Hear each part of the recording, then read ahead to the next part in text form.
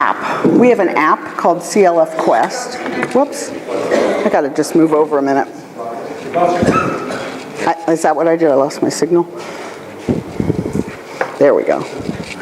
Thank you. It's this thing. Does that need to be screwed in? Oh, I just bumped it. Yep. Okay.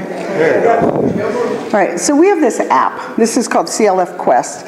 And this is a part called Joys and Concerns. And people come and they just write amazing things on here. I don't know who these people are, some of them. Some of them I recognize their names. Many of them just come and share things that just break my heart sometimes. Where do I go from here, she asks. I don't know where she is. I don't know where she's going. But for her, there's some comfort in knowing that there's a community holding that question with her. And here's somebody struggling to whether to stay in their church or not. People come here for all kinds of reasons, sharing all kinds of things. And if you follow, there are all these websites like secrets.com and all these websites where people pour out their hearts. And we have people from all over the world. These mostly right here look like Canada and the US, but we have people who come and just share what's going on. And it's really beautiful to me that is something they really like. We also have this thing where you can just light the chalice like that. And it has different readings every time you light it. Different reading comes. We have a daily meditation. And all of this, use it, have it, it's there. We have a daily meditation with an image and a short phrase and question. Lynn Unger is our Minister of Lifespan Learning. She's also a poet, and she writes these. And so this you can subscribe to. You can get it on Facebook. You can use it however you'd like. Isn't it cool how the iPad just lets me touch something and it shows up? I love that. We have... Yes, question. Okay, I didn't get how you get from your personal things and writing to this quest. This is an app for iPhones and Androids called CLF Quest. You could download it now. And these are resources that anybody could use at any time.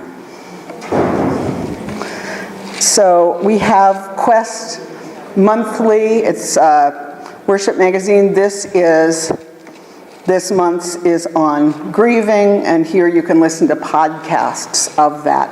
I also have some paper copies up here. But so you can, while you do whatever you're doing, you can listen to these podcasts. Let's see, what else can I show you on here? This is if you want to share one of those joy and concerns, that's how you do it. So that's Quest for Meaning. This is going to take a second, so hold on. We're just getting a new website next week, which I'm really excited about, but I'm not going to show it to you because it's not quite there. But if you go to questformeaning.org, as of next week, it will be a new website. We spent a fortune doing this first one with consultants. I would never, ever, ever do it again that way. And we are doing the second one on WordPress with interns, and it's going to be much better. So websites don't have to cost a lot of money. This, as I said, we have Quest for Meaning, which is for people who don't know Unitarian Universalism, but might be looking for a community. So they might Google words like meaning. And so again, you can see on the sides, those are the tweets that come out. And then underneath it, those are from the app. The joys and concerns you can also do right on the website. And then every month we have a different theme.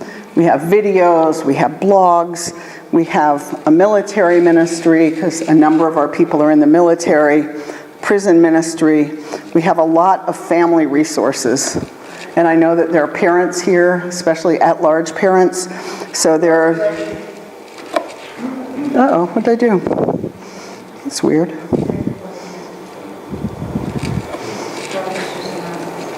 Maybe it's in the email.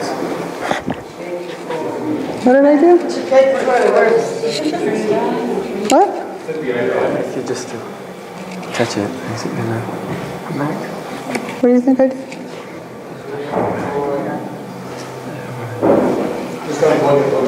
Yeah. Huh? What do you think it is? It was working so well.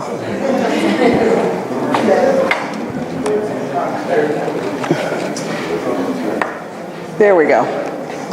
All right, yeah, probably screwing those in is a good idea. Meg, can I ask a question? Sure. Do you know if the app is actually available here? Because I just tried to get it, but I think this is CLF Quest.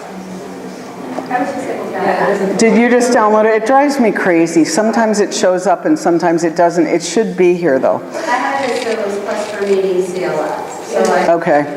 yeah. Yeah. So this is our family section of the YouTube. And what's great about YouTube is if you have the capacity, you can make videos, but you also can make playlists of videos that other people made that you like. And so if you look, here is Deepak Chakra talking about spirituality and children, or how to be present as a parent. Or here's Sesame Street. So you can find things that resonate with your values and make playlists as a curator. So you still become a place that parents trust and want to go to, and you don't have to become a video producer. I like that. And then, so we have, UU Identity, World Religions, Holidays and Tradition, Service. We have all these different playlists, some of which, like if you look at Teaching Stories, that's Lynn Unger, one of our ministers, telling a story. A lot of them, however, are not. And so this, again, is a way to be in your community. Didn't really mean to show her telling the story, but let's see, maybe. If you take these as an example, how do they get in there? And people just put them in there? No,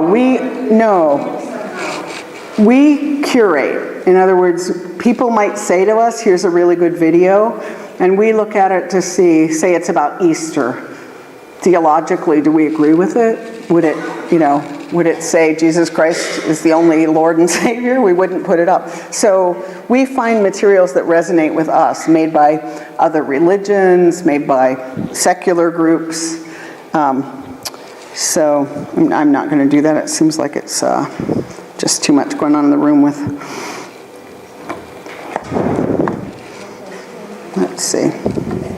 So I was going to show you while I was here, just the CLF YouTube, but I kind of blew it. This channel from the website, from the .org? That's on Quest for Meaning if you go to Family Quest. Yeah, sorry, I just booted myself out. This, you'll see why my kid says, I can't believe you have a job with tech involved. So yeah, we have, watch videos now. We have a whole YouTube station. I'll try that again. We have a whole YouTube station.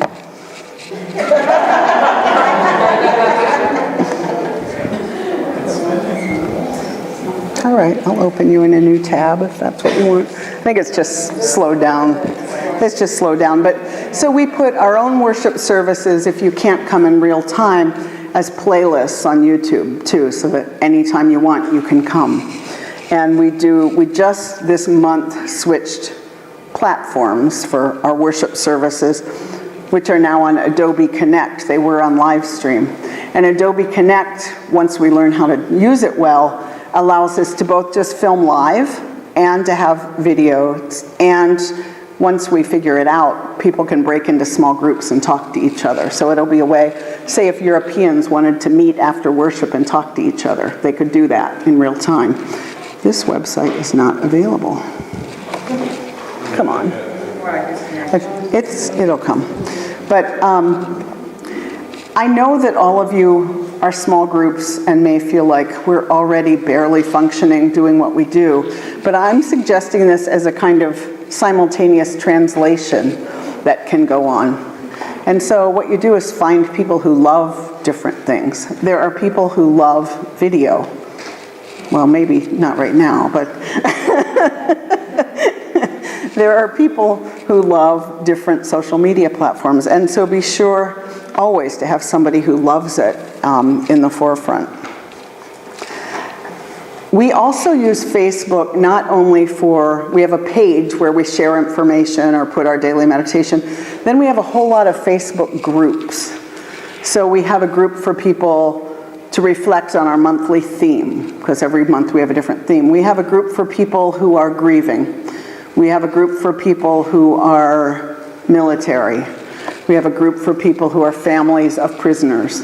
We have all kinds of groups. I started an expat group, and then I learned, I can't remember if it was Javine or someone else who took me aside kindly and said, a lot of us don't really relate to that word, thank you. So was it you? Yeah, could have been you and many other people. But anyway, but we do have a lot of international members, and so we're looking at how to serve that group better, how to partner. And the thing that I think is so great about online work is that it's always collaborative. There's just never any reason to do something alone that you can do with other people. And it's such a culture of sharing. I actually do a whole talk on why social media and Unitarian Universalism are philosophically aligned with each other. But it really is, I mean, when I talk to people who say, I don't want to go on Facebook, I already hate email and I can't keep up with it, and I just can't even stand the idea of one more thing I can't keep up with. And I see heads nodding. But here's the difference between the culture of email and the culture of Facebook. If I decide I'm sick of Facebook and I just get off it for a week, nobody expects me to go back and read what they wrote last week. It's totally voluntary. And if I never want to read it, I don't. And so when you post, you assume that the people who are interested respond and the people who aren't don't, unless you write a private message. You really don't expect. Whereas email, if you email someone and they don't respond, it's an affront, right? And so email feels much more aggressive to me. Like when I'm doing something like sitting on a meditation retreat, I can always feel the email piling up in my inbox back home, and it's a source of real stress. Whereas I don't stress about Twitter or Facebook or any of those, because I know if somebody needs to tell me something, they're going to find a different way to do it. And social media is completely voluntary. And that whole notion of voluntary association, that's James Luther Adams, that's Unitarianism, that's who we are. Let's see. Meg, I think it's loaded on the other pad. So if you go to your other pad. Oh, thank you. Maybe. Where do you think it's loaded? Well, there just may be too much going on in here. But you can go to our YouTube station and watch videos anytime you want, and I think I'll just stop with that. You can see all my games and stuff now. I think I'll take that out.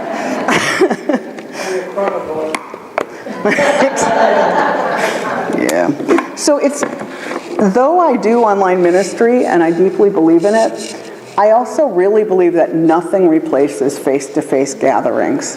Nothing. And the more I do it, the more deeply I believe that. And so in my dream world, which doesn't much exist, people who are meeting face-to-face are also doing this. It's not that you're either this or you're that. You just can't bake someone a casserole. You can't touch them, you can't look at them in the same way. You can have very deep connection online, and in some ways, things like the secrets.org, people share online in ways they might not share sitting next to someone. One of our very first weeks in worship, we asked, what's a big question you're struggling with? And we thought people would say things like, what happens when you die? And people, they're typing, right, in live stream. Why is my husband having an affair? Why didn't my mother love me? And we're like, whoa! Because people can say that behind a nickname, right? And so people, in a way, can step out more.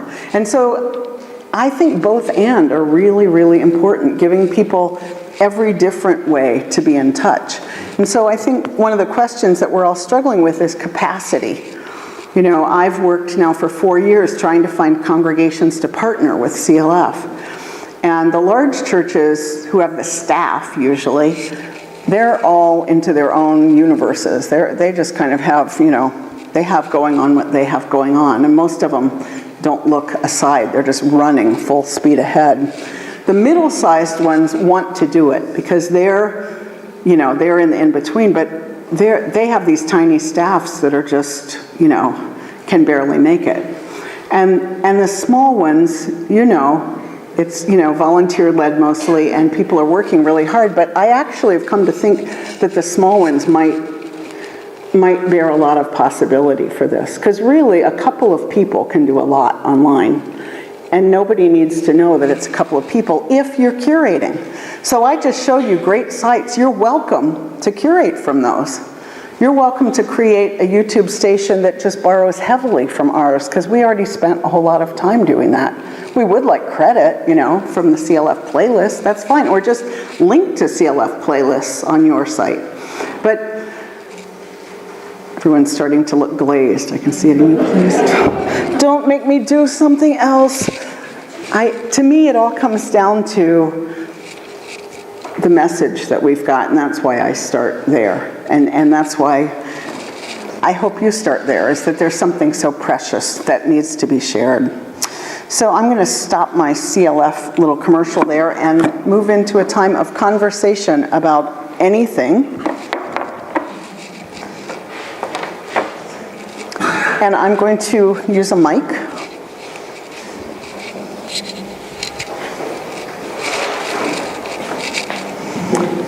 And I'm going to invite you to share if you've experimented. I would love to hear experimentation that you've done. Are you coming to help with sound, or are you coming to say something? Oh, okay. There we go. Here comes the mic. Don't be shy.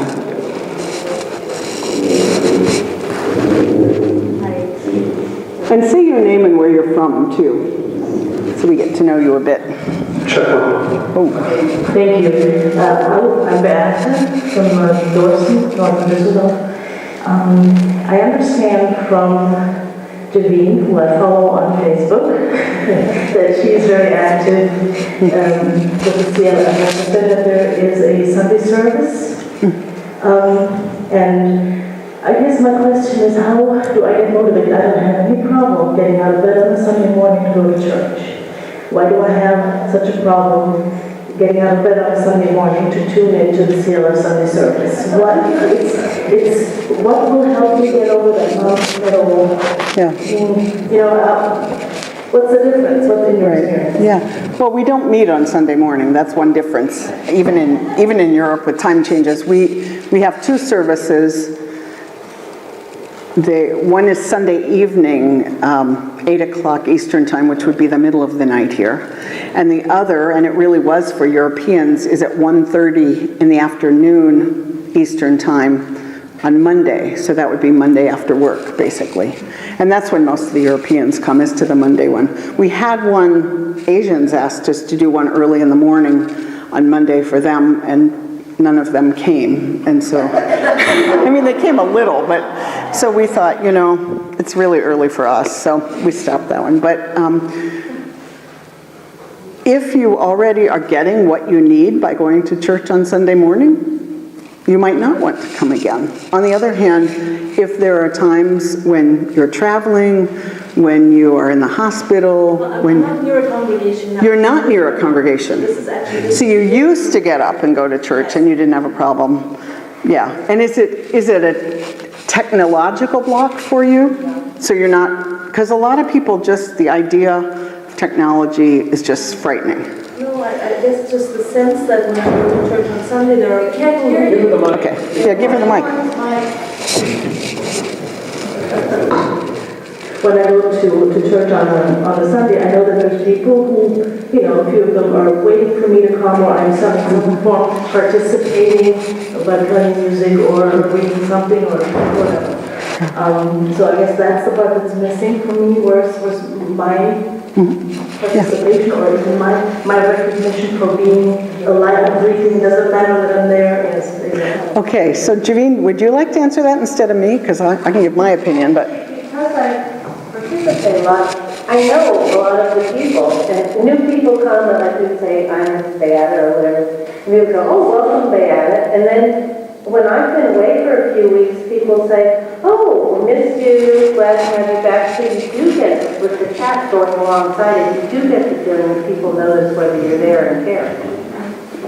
Which is to say that there's a chat. So we have 3 times in the service where we deliberately involve people every time. When we light the chalice, people wherever they are say the chalice is lit in. And that's part of why it's so fun to have people from all over the world, because you feel like you're part of something where people are in very remote places, they're in cities, they're ministers, they're all kinds of different people lighting the chalice. So there's a sense of being connected. Then, well, actually there are 4 times. Then we do joys and sorrows. And people share, that's when people share what's going on in their lives. And sometimes people wait all week for the opportunity to share. And we do these, hugs in parentheses. And when you're, like after I had to put my dog down, everybody gave me my hugs in parentheses. They felt incredibly good. I mean, so people say your name, And so people pay attention to each other that way. And then we ask a reflection question every week. And so we'll have short video homilies and music and video music. And then we'll ask a question like, how do you mourn? Right now we're doing mourning. What are your ways of mourning what you grieve?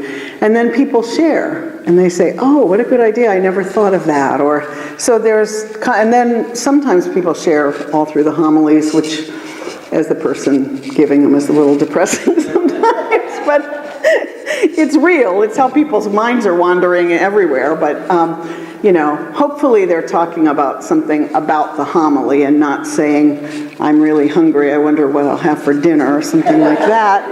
But some of that goes on too. And then at the end, when we extinguish the chalice, everyone says, I carry the flame. And so there are ways that people check. So it's not just watching TV, it's interactive. It's really, if you go to YouTube, it's more like watching TV, and that's why we've moved to making it a playlist so that people can skip the parts they're not interested in and really stay for the parts that they are. But if you come for live worship, you are in a worshiping community.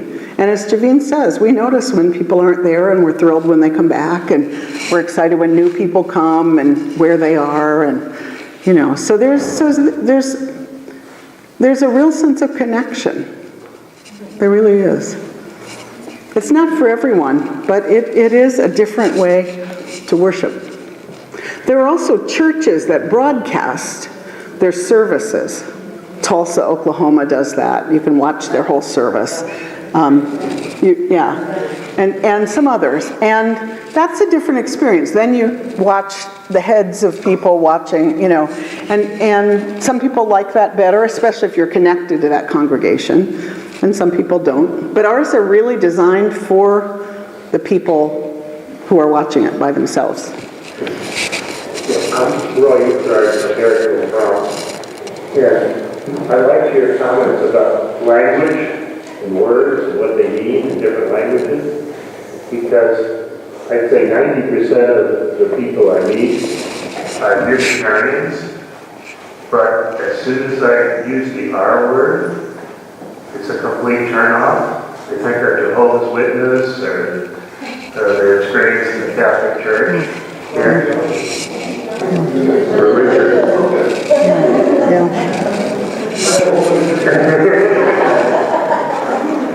And so, is there other language that I can use? I mean, how can I describe what we are without using the R word? A lot of people just hate it, and that's been true in Europe for a while. It's increasingly true in the United States, for good reason. We hate it for the same reasons they do, right? The people who are really self-righteous and damning and all of that. So I use spiritual community. I think especially for young people, church and religion, and I use the word church deliberately here, is just not something they have any openness to at all. And so I think being out in the community, like who was it who said that when they did the search engine, something, was it Basel, had done out in the community, showed up? I think being out in the world, and that's, I mean, when we did Standing on the Side of Love, that was the idea, to just be out in the world, standing on the side of love. Now, as Derek said, that was one of my babies, and I almost got fired about it because I didn't want it to say Unitarian Universalist on it. Because to me, the minute you try to say Unitarian Universalist, stand on the side of love, A, it's idolatry. We all try and we all fail, and I don't think we have any corner on love as a faith. But B, I wanted people to identify with it and want to be part of it. And so, say if the Reformed Jews had a big campaign and said, Reformed Jews want separation of church and state, my reaction would be to say, good for you, Reformed Jews. But I wouldn't feel like that was my campaign. I'd feel like I supported somebody else's. And I really envision Standing on the Side of Love as an invitation to our values. And certainly a number of people have found Unitarian Universalism by seeing people in these yellow shirts show up at events about immigration and other issues they care about and wanting to know who we are. Is that sneaky? I don't think so. I think it's taking our values out into the world. And I think that, I'd be curious. I asked earlier how people heard about Unitarian Universalism who did not grow up in it. What kind of answers did you have to that question? How many, what? A friend. A friend. How many were word of mouth from a friend? How many read about it somewhere? On the internet or in a book? Just read, right. So what did you read about it if you read about it somewhere, either on the internet or in a book? I saw it in the newspaper, an invitation to attend congregational. You saw an invitation in the newspaper, and what words intrigued you about that invitation? So I can't remember. I remember that once I saw it, I looked it up on the internet. So you saw it and then you looked it up to find out more about it. I had some idea that it had humanist values. Something triggered in me, so I looked up more. Something about an ad in the newspaper triggered you enough to research it online. Anybody take the BeliefNet survey and find it from there? That's certainly a very common way that people find it. There's a survey, what religion are you? And then people say, what? And look it up. And once people look it up, a lot of people go, I had no idea, right? It's that finding them thing where we break down. But a lot of people were word of mouth. And so I think there's a way to take heart from that, is that people witnessing you getting support from a community over time, I think, notice that. And people notice if there seems to be health and vitality and you're not trying to force them to do things. Because I think in a way, the more we talk about it, the more people back away. And so in a way, living our values and asking people not to come to church, but to go to some social event or a social justice event or something that's not starting with come to worship. Because most people don't think they want to go to worship, and then they finally get there and say, I just sat in the back and cried.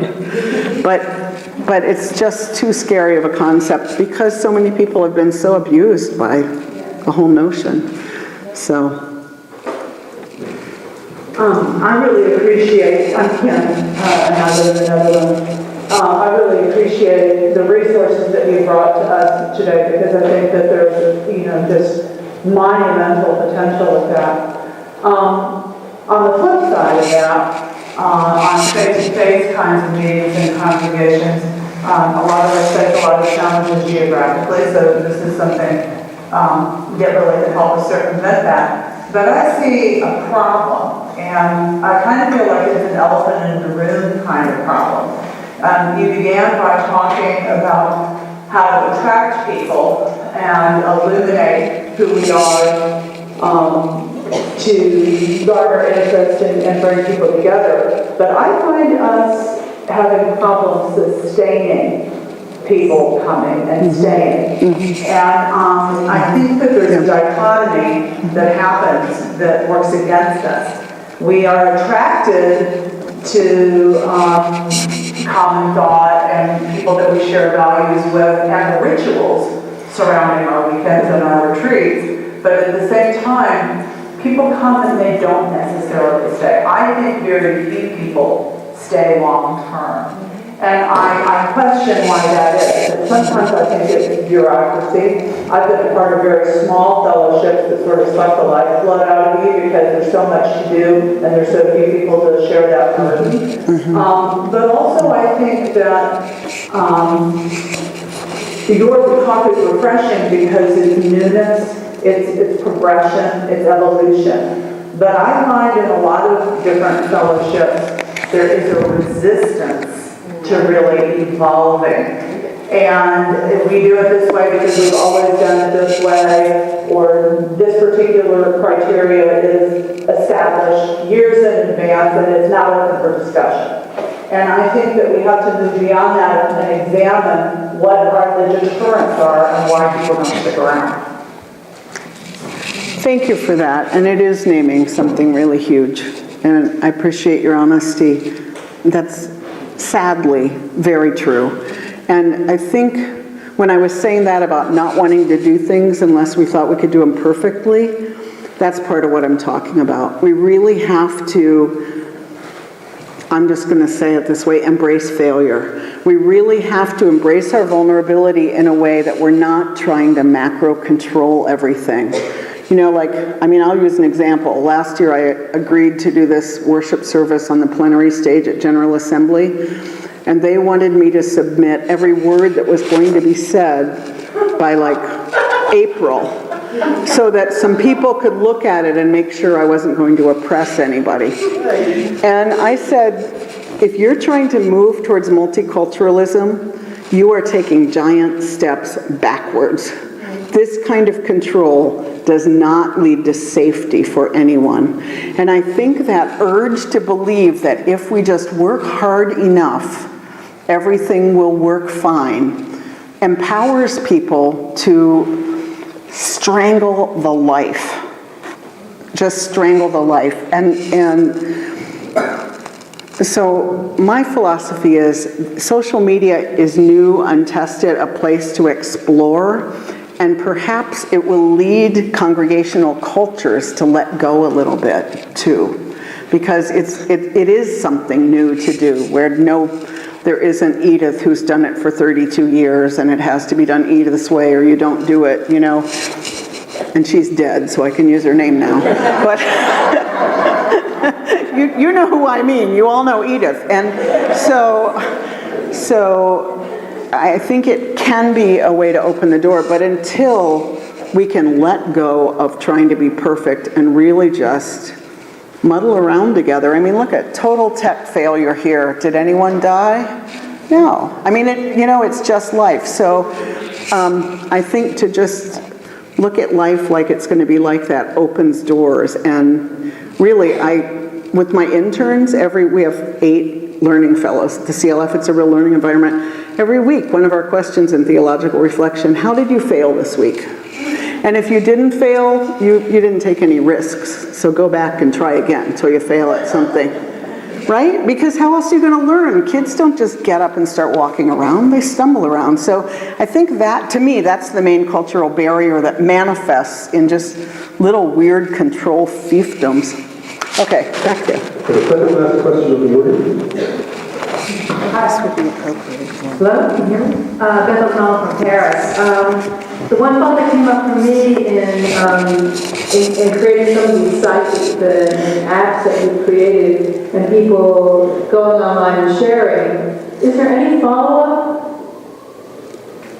for people, they're expressing all these things? And, it depends. We've created another prayer wall where people can say something and then indicate if they want other people to support them and respond or not.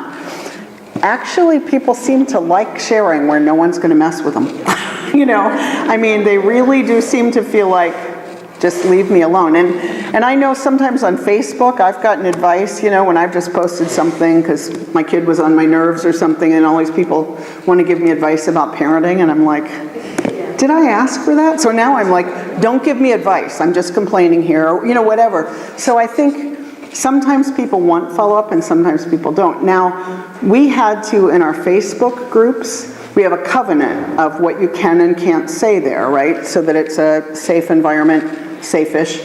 And one of the things we had to do was add to it, you can't talk about suicide here. You just can't do that. It wouldn't have even occurred to me. So if you're suicidal, don't be on Facebook. Call a minister or call a suicide hotline. But Facebook is not where to be if you're suicidal.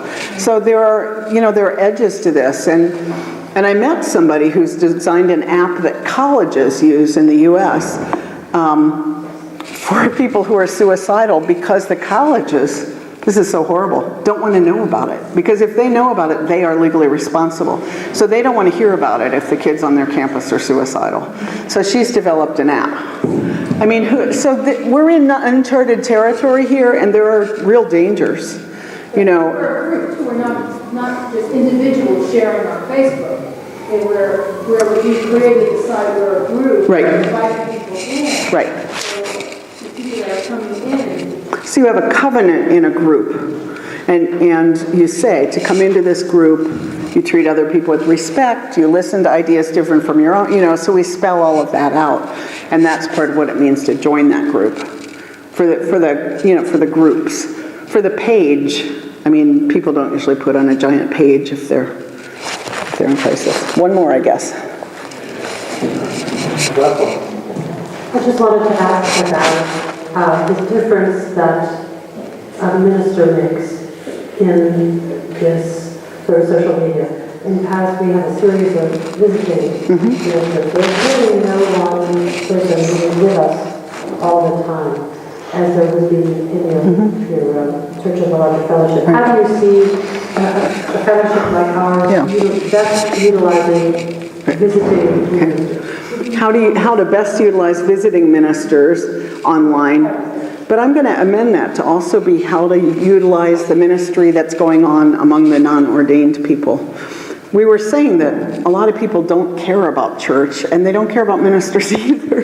I mean, the day of the minister standing at the pulpit declaring what's morally right, that day's over. Our ministry at CLF is companionship for the journey. Radical imperfection. Here's how I'm trying to struggle with this. We're not, for the most part, standing above. We're standing right with people. A layperson could do that who was good at it just as well. In fact, with our fellows this year, one of them isn't even in seminary. She never wants to go to seminary. She's great online. She's fabulous. And so I think actually this is part of what you could offer is the lay people saying, here we are, we're in a circle of friends. I mean, that I think actually in some ways would be really attractive to people. To come in without the threat of someone like me coming around and judging them, you know what I mean? Because that's how ministers are perceived. So I would, for one thing, really look at who in your congregation makes everybody feel great to be around and see if they'll do video just about life. But with visiting ministers, I mentioned that you could use a Google Hangout to just interview them and pop that out on YouTube to try to build some interest among people who are maybe have been looking at the website but they haven't come, or they used to come, and maybe if they knew something really interesting. And I wouldn't have them say, this week I'm going to talk about, I'd have them be much more personal and say, I'm preaching about this because my mother died last year and I've been really struggling with that. And so again, to use what works with video, which is personal, direct story, and to publicize it. Just, do Facebook events, do it as a meetup event. I mean, so use every mechanism you can to get it out there. But if you can get some stuff beforehand that humanizes it, all the better. And if, most of the fellowships I know have somebody I would call the minister, or a couple of people who really are the center of the spiritual life. And though I take my ordination really seriously, I have no belief on the planet that ordination makes me any more spiritually evolved than any of the rest of you. Sadly, that just did not come. So I really do think that's part of why I think small fellowships have a real opportunity to be in social media, because people are online. They're not looking for moral authority. They're not looking for somebody to look up to as much as company. And that's what you all obviously embody for one another. So that's our time. And thank you so much. It's been really... wait, before you go, I have an announcement, of course. If you have skills in social media, graphics, and other things you think could be useful to the EUU community, please put a note in the suggestion box at the welcome table or see Javine. And she'd like your name and email and what you love to do. So think of it as what you love to do. So also I'll spread things out to different fellowships in my life, just so we know who we can ask for help. And thank you very much.